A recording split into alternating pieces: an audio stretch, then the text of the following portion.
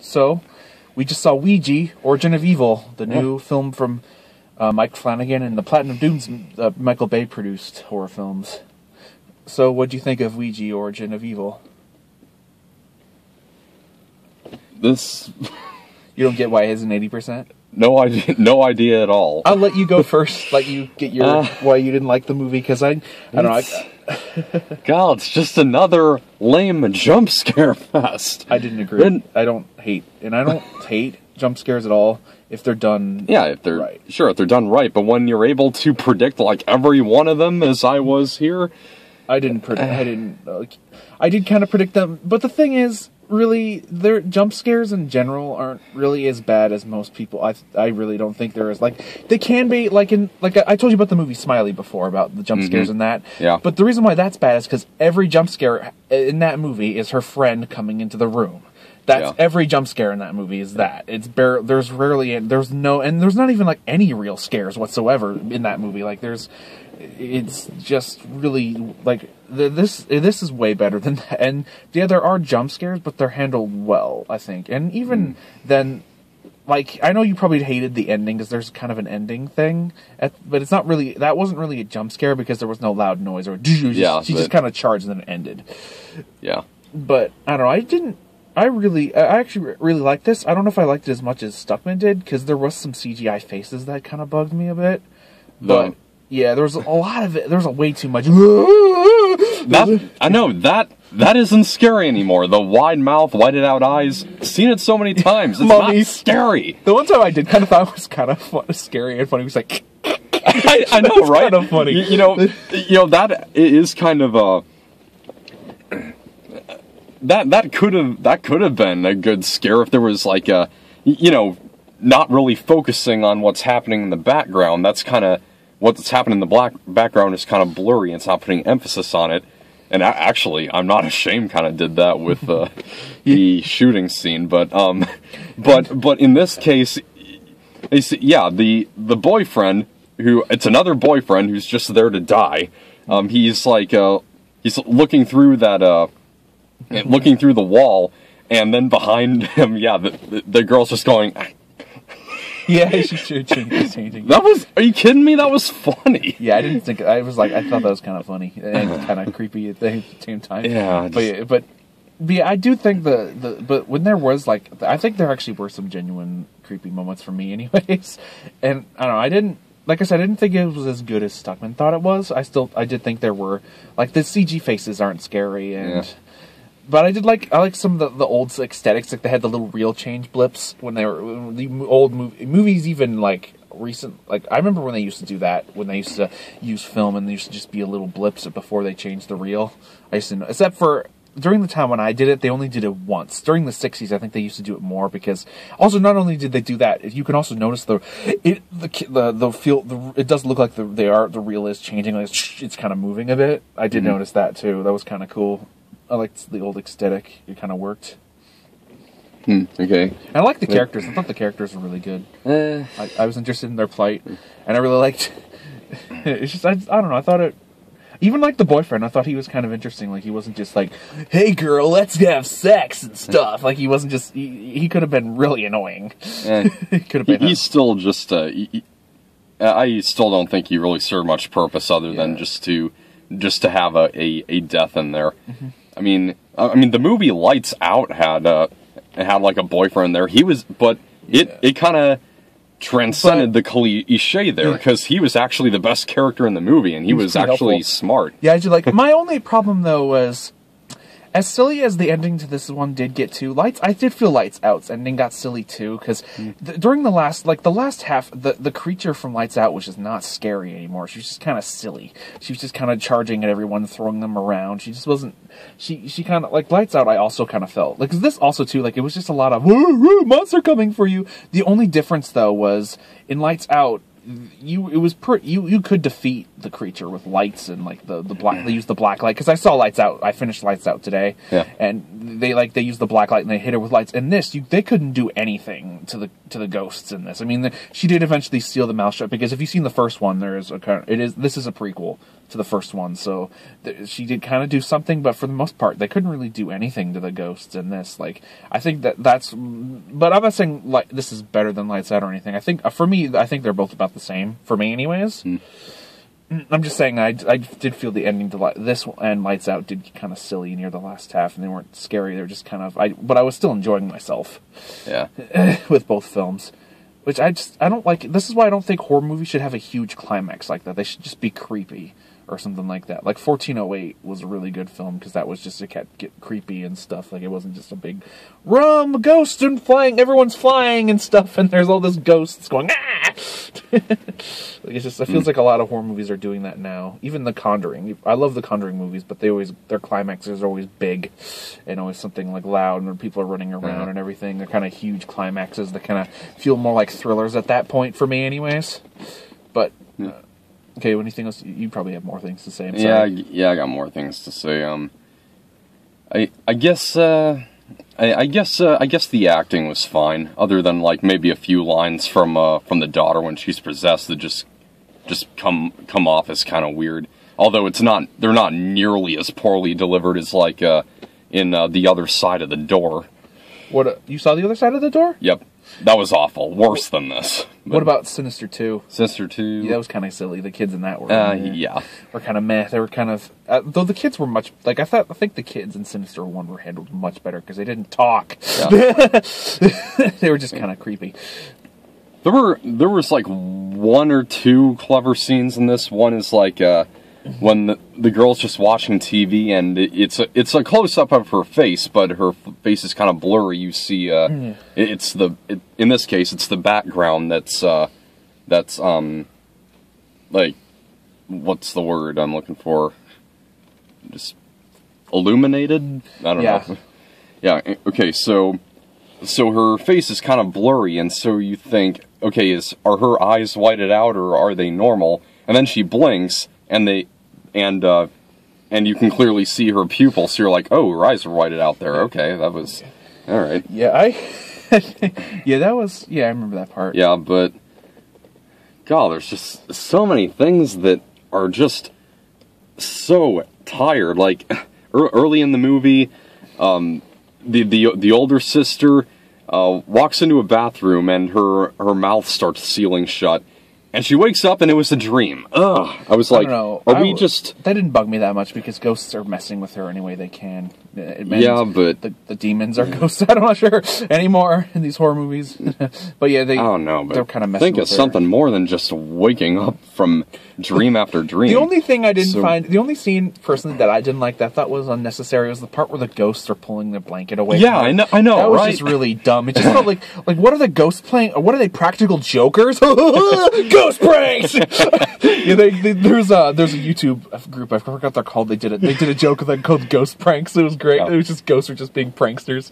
I really love in the outtakes of the CinemaSins video where they do the Paranormal Activity movies, and they edit them to make them seem like America's Funniest Home Videos. Oh, really? Yeah, they did that? It's epic. But there's that stuff like that did bug me, but for the most part, I actually did think for the most part this was pretty effective, and there was only like one really false scare, and it was a joke. It was just a joke, so I got over it. Like the scene where they're playing with the Ouija board before the mom gets one, and then the mom they're like, oh, there's no ghost. And then the mom of the one girl opens the door, just barges in, and the one girl's like, lets out a really prolonged scream. Okay, I thought that part was great. Yeah. Really funny. It was a great because I think they were I think they were joking about false jump scares. Yeah, but so much other stuff I saw coming, like right before the guy gets hanged, or hung, gets. That's so confusing. Hung, is it hung or hanged? It's hung. Yeah. So it's like 3 people in the house. They hear like a few bumps upstairs, and then it's silent for a moment, and then someone starts talking like kind of quickly, and then yeah, the kid falls or whatever. Yeah. You know that pattern. You've seen it so much. I don't know. I didn't feel it was that. I felt it could have been much worse for me, anyways. Like there could have been, and like I said, they're the typical jump scares. Like there isn't always a really loud noise, and it's always done in a better way than it has been. And at least there are genuine. Nothing is just a joke or a prank or anything. I mean, I don't mind it especially because jump scares can also help you wake up too, especially because if the movie scene's really boring and they're like, "Oh, okay, thank you." I would have fallen asleep. That's true. Like the darkness probably needed that, or I would have gone, "Oh, thanks for the jump scare." Oh, I mean, even like the Citizen Kane. Have you ever seen Citizen Kane? Bits and pieces. Yeah, we're going to be watching it in the film history class I'm taking. There actually is a jump scare in Citizen Kane. Actually, that's because Orson Welles did it on purpose to wake up. Actually, to do that to wake up the people, so just in case they're bored, so they wake up. He did that on purpose. So yeah, jump scares can be used in good effects. But because I'm not big hate on jump scares. I just want them to be done the right way. Is all. It's just when they're done wrong. Like I said, like in Smiley, he just does them. It's basically its whole thing is just jump scares, and they're always done the wrong way. It's either someone coming into a room, and even when it is supposed to be generally scary, it's still not scary. It's just really bad. And there's another. I'm trying to think. There's other horror movies, but Smiley always comes to mind because of just how you should check out Phalus's review of Smiley. It's great. It's just really like wow, how bad that movie is. Maybe I'll do that tonight. But yeah, this is definitely a way edge above that darkness at Disappointment's Room and probably Other Side of the Door. You said you saw that one. Yeah, honestly, I don't think by much though. I think by a lot. And this is definitely better than the first one. The first one was meh. Well, yeah, at least this one didn't have just a huge, gaping, outstanding plot hole as the first one did at the beginning of the third act. Yeah. But at least none that I could really identify. But I only really even wanted to see the first one because Olivia Cooke was in it, and I didn't give a crap about. That's the reason I saw it. But everything else was just like. And this one, I was looking forward to because I like Mike Flanagan, and I don't. Yeah, I haven't seen Oculus yet, but Hush was really good. Yeah, actually, Lena, the eldest daughter, she was in Oculus, actually. She was a lot younger, though, but yeah, she was in it. She's really good. Yeah, Oculus is definitely better than this. Like, this is still very typical popcorn horror film. Like, we've been, even Lights Out is another. Well, I'm not saying Lights Out is bad, I'm just saying it's also, and even The Conjuring and stuff is basically that, too. But it's still, but Oculus is different. Like, Oculus is really, it kind of does some other things. I'll let you see it, though. I'm not going to say anything about anything else. And you saw Hush, right? Yeah, I did. Yeah. But Oculus, I definitely think Oculus and Hush are better, and I really want to see Before I Wake, his other film. I really wish they would release that so I could see it. Yeah. Though with all the bad reviews it's getting, I don't know if I'm going to like it that much, but I still think it could be good. And it has a creepy moth person in it. I'm just kidding, because there's you just saw the trailer. It's like a creepy guy with made of moths or stuff. Yeah, it's weird, but it's. Anything else? Did you have anything else to add, or? I thought you had. You sure you didn't? You have anything else, or? Not really. This is the second time I've seen this film, and I enjoyed it both times. Though, like I said, I don't think this is high art or great horror. I still think there are way better horror films than this. But I still think if you do like horror, I do think I would recommend it to most horror fans. I think they would enjoy it. And definitely we definitely had a better crowd this time. The first time I saw it, the crowd was actually much worse. Sure, we had the kids in the front were a little bad. They had some loud moments, but before the movie actually started. But they actually started to quiet down when the movie started and when the movie was going on. So they got a little loud and it got scary, but that's okay. I can ignore that.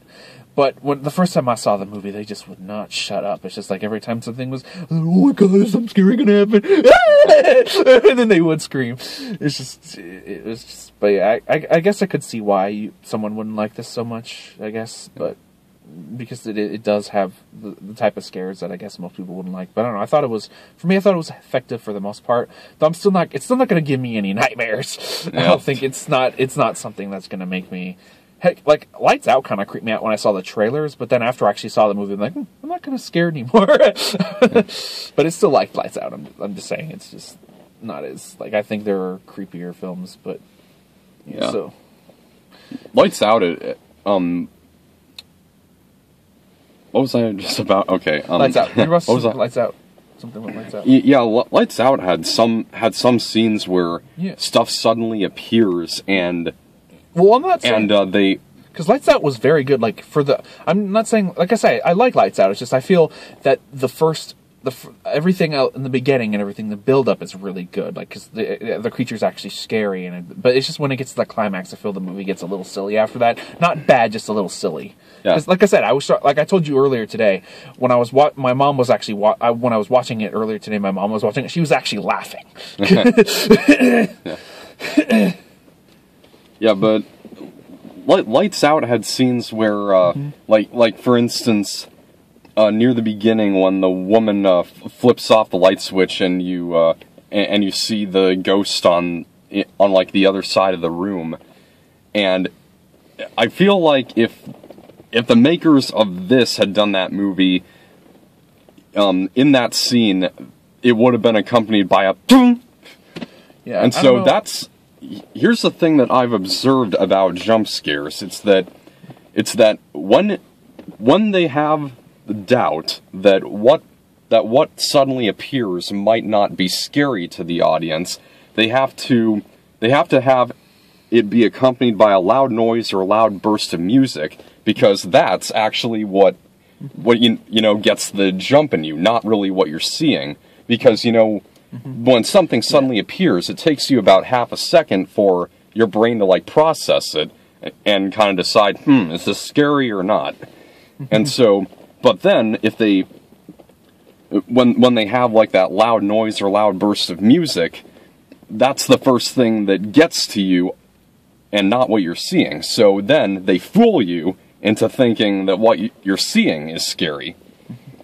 I don't know. I don't know about, like, I think loud noise can help. Like I said, it's just, I think the problem is when they use a loud noise on something stupid, like some guy just, like Chris Tuckman mentioned in his Wrong with Horror Films, is that in Halloween, the scene where the police officer grabs Dr. Loomis's arm and he just turns around, and in the original movie, it was just nothing. But nowadays, if they did that, they would have added a loud noise, and they're saying that you're supposed to be scared of him. But it works fine when it's on a monster, because you are supposed to be scared in a way. And yeah, it does help a bit. And like I said, it might not have been, like Mike Flanagan might not have wanted to do that, maybe that was the producers. Not saying Michael Bay, because I don't know how much involvement he has in these horror films. I personally just think because it's his company, he just puts his name on it. I really don't think he has that much involvement. I think Andrew Foreman and Brad Fuller are more involved than Bay is. I think, like I said, they put his name first because, one, people know him more, and it is his company. He is part owner, but I really don't think he has much involved. I think he just mainly puts his name there. I think he's busy doing other things, really. But maybe he did have some. I don't know, because you never see him on the behind the scenes of all the horror movies he ever produces. Like, you never see him in any behind the scenes, so I don't really think. Or Project Almanac. Yeah, he doesn't seem. Yeah, anything he probably produces, he probably just mostly has his name on. I don't know how involved he is, though. I think he was a bit involved with The Purge a bit. I think. Yeah, and of course he had involvement with Ninja Turtles. I mean, that really shows. But just, I feel when it comes to most of his horror films, I really think it's mainly the other producers who are mainly doing things. I'm not blaming Bay. Like, I don't hate. Like I said, I'm not on the complete hate. I do have my problems with Bay, but I don't think he's as bad as most people say he is. Yeah. Yeah, I love a quote from him, because everyone says he makes all these movies for teenagers. He's like, I make movies for teenagers. Oh, what a crime! What a crime! Yeah, I love that one. Yeah, love that. But yeah, but maybe, because I think it could have been maybe the producer saying, hey, add some scary music. It's like, but that's not that. Shut up, add the scary music. That's what people like. Because you can't really blame directors for doing that, because that's what people are used to nowadays. Like, I remember I saw the behind the scenes of the video game Until Dawn, and that game is filled with jump scares, but the reason why they did that is because they tested a bunch of kids, put like this watch thing on them to test, so whenever there's, oh, dude, and that's what they were scared of the most, so that's what they did. Yeah. So you kind of have to take, but I still felt the give and take, I guess. But I don't know. I still felt the movie for the most part was effective, and they did the jump scares right, I guess. But yeah, I don't know. I didn't think it was that bad. But sure, you want to say something? Sorry, I just have so much to say. I don't really have anything much more to say. Right. So let's get to the finals. Cause other than I guess the movie does kind of have a 60s feel, I guess, yeah. But also that's about it. Another thing too is they don't overuse the music at the time too. Then like Guardians or something like that. Like they don't just go they put them in the background usually, and they don't use it as much. Well, yeah. In that case, I kind of understand it. It is the 60s. So. Yeah. Well, but then in Guardians, because he was part of the 80s. That's what the music he listened to with his mom or whatever. It was important to him. But still, it's just that they didn't overuse it in a way that was annoying to you. I didn't mind it so much in Guardians, but I do agree that I don't think it's as great. Oh my god! I think most people just loved it because it was music they loved or whatever.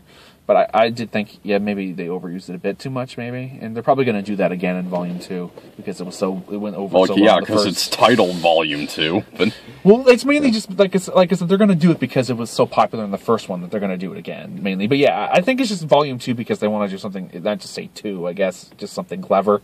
Yeah. I mean, I don't mind it so much if it's like, if it's kind of relevant and it's subtle. Like, for instance, Boyhood. Boyhood has no original score or soundtrack, except for, like, one song that in the movie, the boy's dad wrote, called Split the Difference. Other than that, all the soundtrack is just songs that were playing at the time that each scene takes place in. Cool.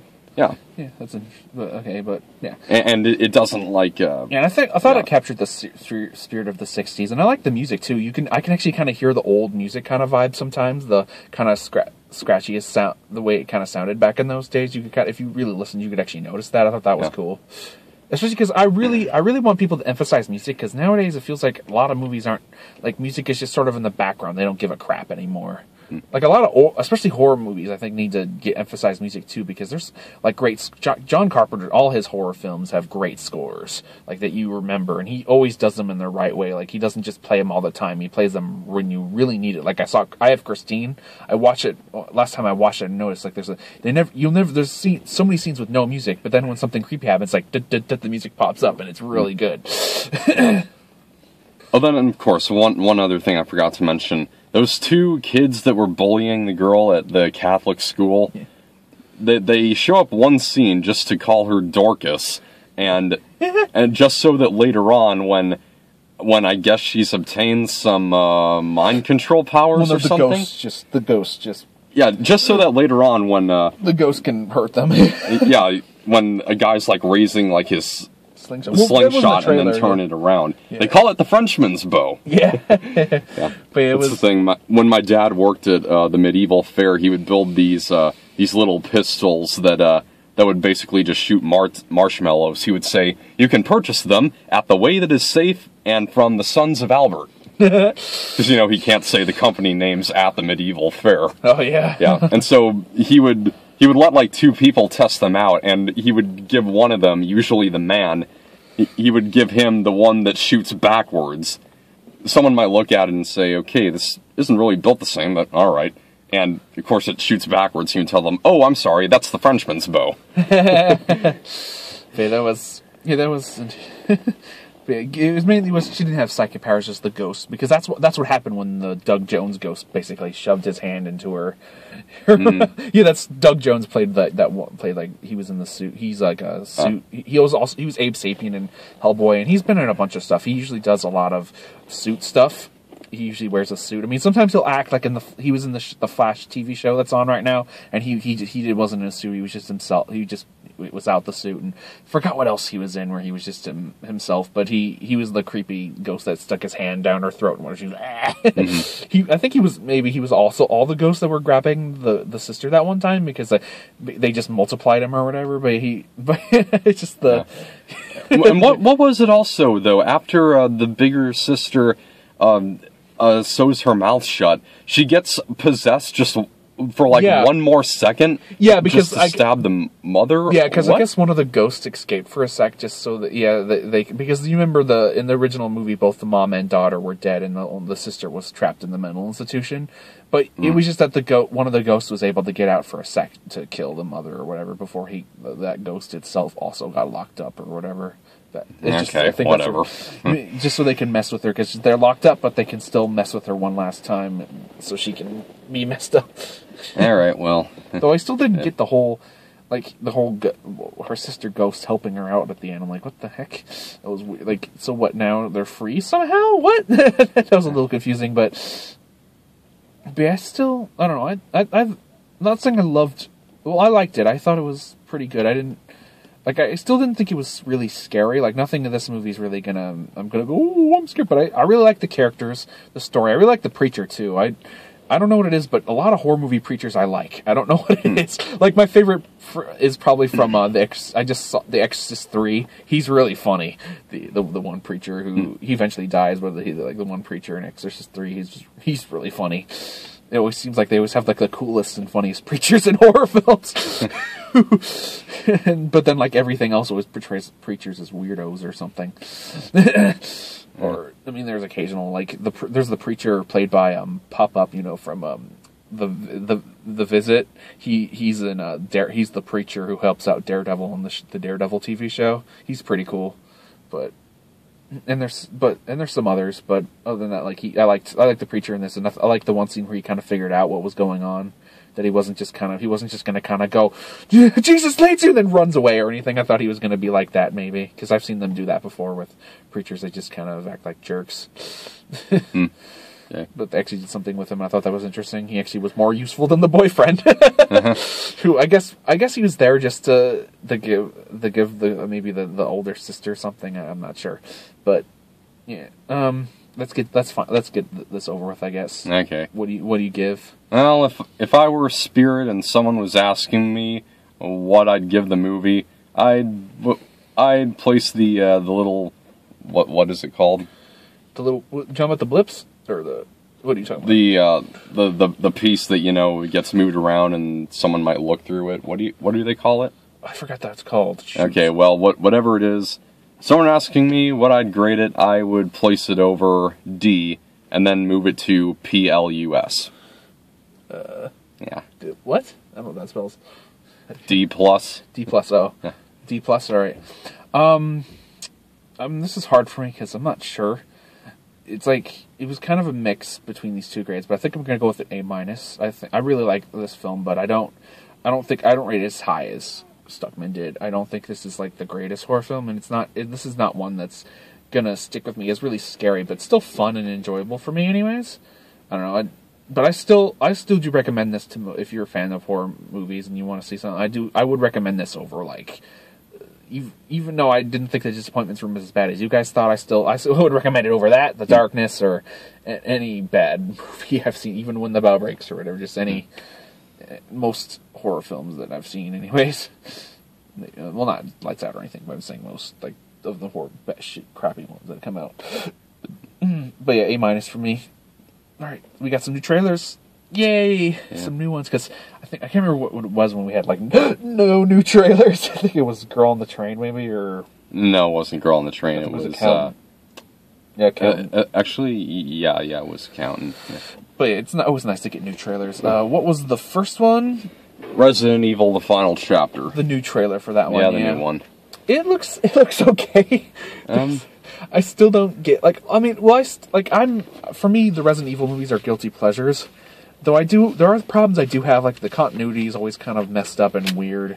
Like it never really follows the continuity always seems to change. He always seems to change whatever he wants. It's kind of weird. And then I'm getting kind of sick of the whole, my name is Alice, let me tell you my story. It's like, we kind of get it by now. I've seen all these movies and you're always doing that. Take a break. Yeah. Except for the first one. The first one, she didn't do that so much. I mean, there was kind of like, my name is Alice, blah, blah, blah. There was a little bit, but it wasn't... but then later on, I don't know why Paul Dubious just got hung up on this whole, my name is Alice, and this is my story, over and over. It's like, yeah, stop it. I guess he just loves his wife's story. yeah, and seeing her naked. That's his two favorite things. Putting her naked, making her undress naked, and making her tell her story, and making her this ultimate person who can beat the crap out of anyone, while everyone just sits around and goes, yeah, woo, I'm gonna try to help. Whoops, I missed. Oh, I'm dead. Or just kind of help and do nothing. or just fly into a church on a motorcycle, somehow knowing what was on the other side. I think, like, my favorite, like, I'm gonna help, and then screw up is, from Resident Evil Apocalypse, where Jill is trying to save this kid, so she, like, lights this match. She throws the match, and it right before she already set up this thing with gas, and then it just comes out. But then Alice shows up with a cigarette and blows it up. Like, Jill doesn't get to do crap. Yeah. And also, a second favorite has got to be when when Alice is actually knocked out. So you actually think Claire's going to do something. She's fighting the big axe machete. Did you see Afterlife at all, or no? Yeah, I did. Yeah, and then I've seen them all. And then right before she shoots, and then she shoots the monster, you think it's dead, but right before it gets back up, Alice shows up and has to finish it off. Yeah. Those are just my favorites. It's just like, oh my god, it's just like, those are the moments when you realize, yep, Alice is the only good one, and everyone else sucks. But I'll still want to see it, because I still kind of enjoy them anyways, even though they're dumb. Yeah. And they're really... I mean, the first one actually, I do think is a bit better, because it kind of follows its own story. When the other ones, they do still kind of follow their own story, but then they try to add in characters from the games, and it gets all weird. And, of course, the continuity just gets awful. Yeah. But yeah, so... This one might be maybe slightly entertaining if, for one, it's shot well, and they don't use any, like, annoying blurry slow motion or anything like that. Yeah. And maybe, like, think of, like, some kind of different action scenes. It looks like there's one that's going to take place on a sky rail, if that's what it's called. Yeah. Sky rail, yeah. So yeah. I don't know, that's somewhat different. Yeah, but even though a lot of people like to whine about it because it's not like the games, and I wish people would stop whining about that. Like when it comes to Resident Evil games, there's so many whiners, and just like, oh, the games are like this or something. Like, even especially with the new ones, a lot of people did not like Resident Evil 6 very much, and what is it? The company Capcom is trying so hard to please the fans, and it's coming off as kind of just trying too hard, and it just like as much as, like, I do agree these movies have problems, I actually like them way over the fans right now. Fans of Resident Evil are really whiny. Yeah. But, okay, so let's talk about the next one. I'm kind of done talking about it. Okay, so the next one was Cure for Wellness. The new Gore Verbinski film. Yeah. Looks really good. I don't know. What's it about? It's like, well, it's like all these people in like a water tank or something, and there are like eels swimming around. I think it's because back in the day in mental institutions, they used to treat their patients really horribly. Like, they used to do all this really experimental stuff, thinking it would cure their illness, but it didn't. It was just awful. It was just awful human. I think that's what it's supposed to be. It's supposed to be like, and so the title, A Cure for Wellness, because they're well compared to what the treatment that they're getting. Yeah, I see what they're doing. Yeah, there. because I mean, still, even nowadays, they are mentally ill aren't treated all that great either. Even like when I was in the film The Exorcist 3, a lot of people, there's a scene where he said, like, we have people who have this and this, and one of the things he mentioned was autism. Back in the day, they used to think autism was like a really bad. So yeah, back in the day, they just did not know. They were just awful, and it was really bad. But no, it's gotten better, I think. But they still aren't treated very well, even today. I mean, they're not as like, let's do experiments now. They're more about just trying to keep them from not getting out or whatever. So they are a little better, but it's still not great. So, So I think it'll be interesting. I like Gore Verbinski. There's barely. I don't. That actually does sound pretty interesting. And there are barely But like I said, I'm just guessing. I'm pretty sure there might be maybe there's something else and maybe more, but that's just what I'm pretty sure that's what they're going for the most part. But it looks really good. I think it looks really creepy, and I do like Gore Verbinski, and it's good to see him kind of go back to horror maybe because he directed the Ring remake. So yeah, and I really like him. I like even the Lone Ranger, which I know a lot of people didn't like. I thought had its moments. Yeah, I thought so too. Especially once I saw behind the scenes, they actually the trains they used. They actually built the real railroads, real railroads and stuff for the train and stuff. The stuff they did from behind the scenes was great. Because I know that sometimes the trains were CG'd. Yeah, well, because I remember that they were using like some CGI examples during the Academy Awards because the movie was nominated for Best Visual Effects. Yeah, but there was. Yeah, but they actually did do some, they actually did build some railroads and stuff and do some real things, too. So, once I saw behind the scenes, I did kind of really like the film a bit more, too. But I do think it has problems, because it is a bit long. They should have made it they shouldn't have made it too freaking long. Because, I mean, sure, the Transformers movies are a bit long, but at the same time, they didn't start out that long. I mean, they still built to it, I guess, but it's still, They should have made it a bit shorter and more fun or whatever. Okay, so one more, and that's Get Out. The new Jordan Peele film that he writes and directs. It's a horror film. I actually really like it. I think it looks really good, actually. Oh no, I was slightly amused watching that trailer. Yeah. I mean, I did think there were some silly moments, but I like the idea of hypnosis and stuff.